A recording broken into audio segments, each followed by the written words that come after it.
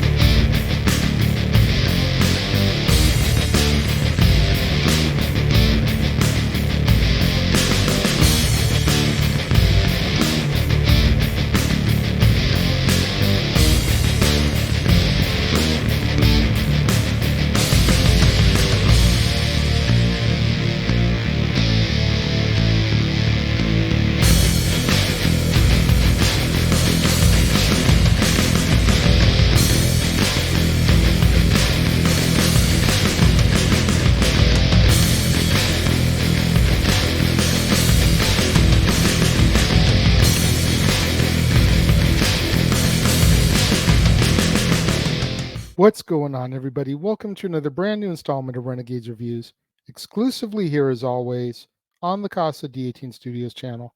I, of course, am your host, the Renegade JJ Williams, and we're about halfway through the saga of the Elm Street kids, the saga of Freddy Krueger. We're going to take a look at A Nightmare on Elm Street 4, The Dream Master, starring Robert Englund, Lisa Wilcox, Danny Hassel, Tuesday Knight, Brooke Theiss, Toy Newkirk, Ken Saugus, and Rodney Eastman. What's going on, everybody? Thank you for joining me here once again for another brand new installment of Renegades Reviews.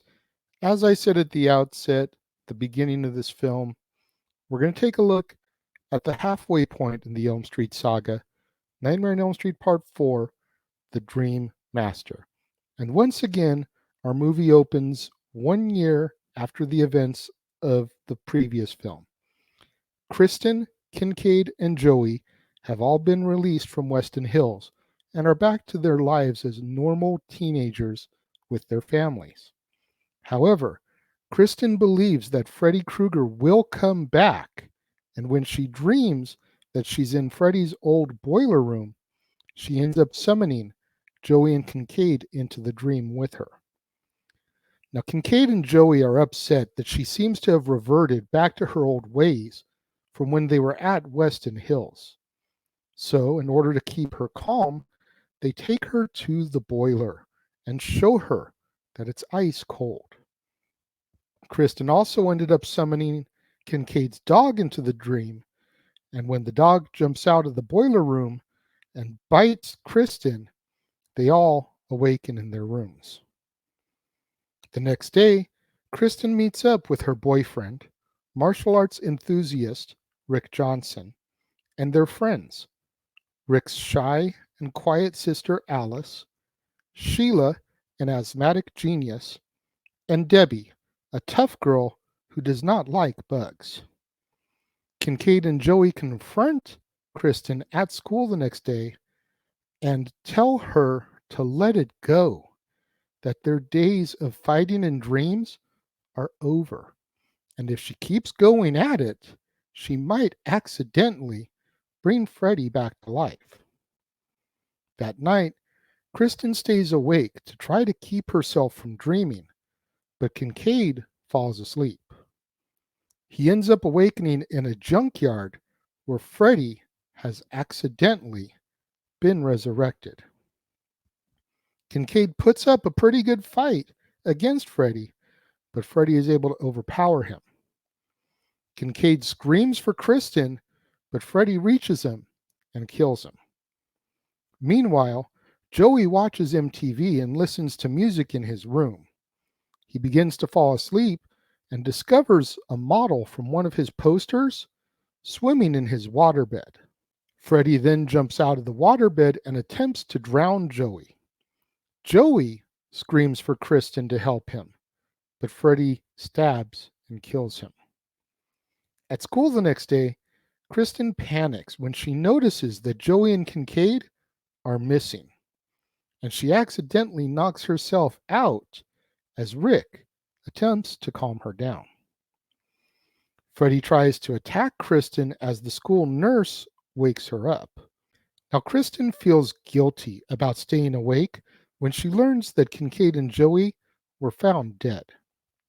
She later tells Rick, Alice, and Alice's crush, Dan Jordan, about Freddy, and she vows to avenge the deaths of Joey and Kincaid as a result.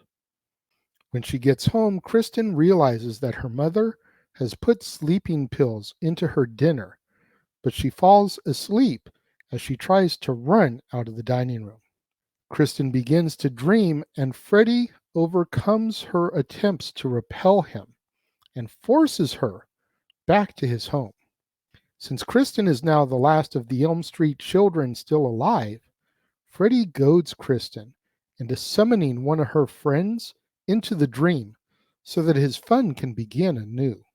Kristen ends up calling Alice into the dream, and Freddy throws Kristen into his boiler.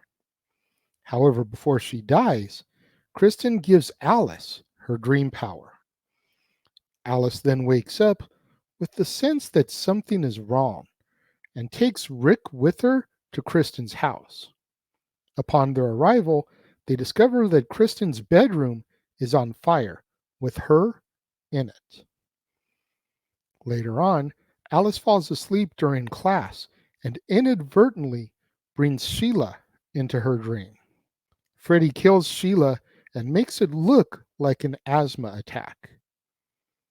Rick then starts to believe Alice, but the following day has a dream where an invisible Freddy attacks him in a martial arts dojo. Rick fights him and manages to knock his knife glove off. However, the glove levitates and stabs him, killing him. With each death, Alice changes as she gains the abilities and personalities of her deceased friends.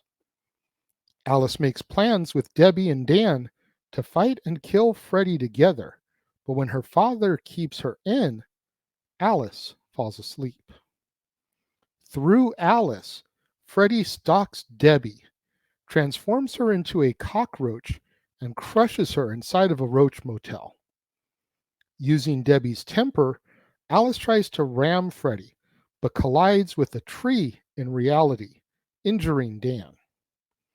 As Dan is rushed into surgery, Alice returns home and readies herself to join him and face Freddy. Inside of a dream, Alice is able to rescue Dan, and the two find themselves inside of an old church. Dan gets injured in the dream, which prompts his surgeons to wake him up. Alice now has to face Freddy alone. Freddy has the upper hand due to his experience, but she uses her friends' dream powers against him. Just when Freddy is about to win, Alice remembers a nursery rhyme called The Dream Master. She recites it and forces Freddy to face his own reflection, which causes all of the souls within him to revolt. The strain tears Freddy apart, causing Alice's friends' souls to be released and leave Freddy as a hollow husk. Months later, Dan and Alice are on a date when Dan decides to toss a coin inside of a fountain. For a moment, Alice sees Freddy's reflection in the water, which implies that Freddy is still alive, but she ignores it. Dan asks her what she wished for, but Alice doesn't tell him as they walk away from the fountain and our movie comes to its end. Once again, as I've said about the sequels, how they generally start to get worse and worse, this one I'm kind of 50-50 on, because I definitely see the path to the corniness that's about to really come with Freddy, but there's still enough levity and weight to the story that I can't crap on it entirely. So what we've basically got here is the second act of a trilogy that began with the Dream Warriors. Got the Dream Warriors, the Dream Master, and the Dream Child, which is the next film. So you got a little mini trilogy within the saga. And for the storytelling there, I can't really fault it because it's a good little 3-episode saga within the franchise. But as the filmmakers said about this film, this movie is about the point where Freddy kind of turns into the hero. You're cheering Freddy on with the kills. And that's bad. He's the villain. You shouldn't be cheering the villain. You should be cheering our hero and heroine. And unfortunately, what I love most about the Dream Warriors, I think, is why we start cheering Freddy at this point. Now we know where he came from. Now we understand why he's the way he is. He's just out for revenge against the people that killed him. Yes, he did wrong first. It's the proverbial 2 wrongs don't make a right. Just because this guy was a child murderer and killed kids in the neighborhood doesn't make you right by killing him and burning him. Now look what's happened. 2 wrongs don't make a right. And I think that's the moral at the core of the Elm Street saga here. Freddy was wrong. The parents were wrong. What Freddy has become is a mixture of the 2 wrongs. But the jokes, the one-liners, all those things start to come a little bit more prevalent here. You know, they slowly started in part 2. There were a little bit more of them in part 3, but here they're just like all over the place. And I think that's another reason why people start cheering Freddy, because now he's this sarcastic little asshole. Whether it's right, whether it's wrong, whether we should be cheering him or not, when Freddy is basically acting like a teenager, which is the audience of these films are teenagers, it's the people he's chasing, it's the people he's killing, it's the people the movies are trying to attract. Even though these are R-rated films, they want those, 18 to 30 demographic. And they know that by getting that 18 to 30 demographic, they're going to get the 14 and 15-year-old, the 16-year-olds that are going to be watching it with their big brother or whatever. That's their bread and butter, man. That's why Freddy is becoming the way he is. More sarcastic, more arrogant, more ha-ha, because I want to try and appease to this demo also. It's been a while since I've seen part 5, which we're going to take a look at tomorrow. And full disclosure, as of filming this right now, I haven't watched it yet. But if I remember correctly, this movie right here is where everything really starts to head downhill. Despite how good I feel this is, despite the fact that it's the second act in the trilogy, this is the point where things really start to go downhill in the franchise.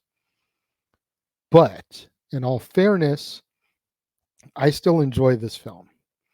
So I'm giving this one 3.5 out of 5 stars, much like I did Freddy's Revenge. What do you guys think of A Nightmare on Elm Street 2, The Dream Master? Let me know. If you're watching the premiere, leave your thoughts and comments over here. If you're watching on demand later in the day, leave your thoughts and comments down here. Let's have that conversation. Let's have that discussion. Let's have that debate in the comments below, host to viewer/fan. Let's discuss this. You know I love the interactivity. Let's get into it. Make sure you guys tune in at the top of the hour, right here to the Casa D18 Studios channel for another brand new installment of Stat Boy Sports Bar featuring Dory Lou. The food is hot, the beer is ice cold, the seats are warm, so pull up a bar stool and engage with Stat Boy Mike and Dory Lou about the football conversation, some hockey, some baseball. Got it all on tap here. Just a matter of what your poison is. And then tomorrow, right here on the Casa D18 Studios channel, another brand new installment of Renegades Reviews.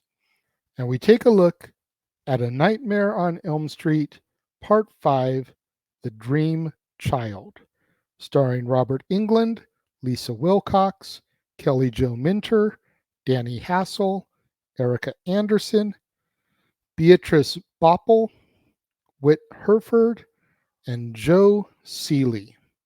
You're not going to miss out on that right here on the Casa D18 Studios channel, right here for an all-new installment of Stat Boy Sports Bar, right here on an all-new installment of Renegades Reviews. So much content coming on. Make sure you smash that like button. Make sure you're subscribed.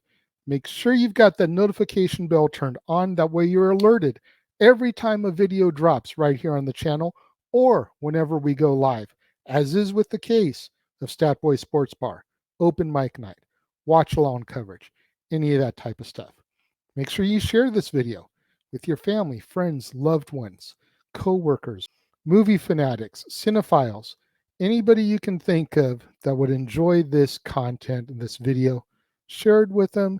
It's the only way we're going to boost up my visibility in YouTube's algorithms so I can eventually get monetized, make some money by the end of the year. Thank you once again for joining me and tuning in today. It means more to me than you'll ever know, and I will see you guys next time.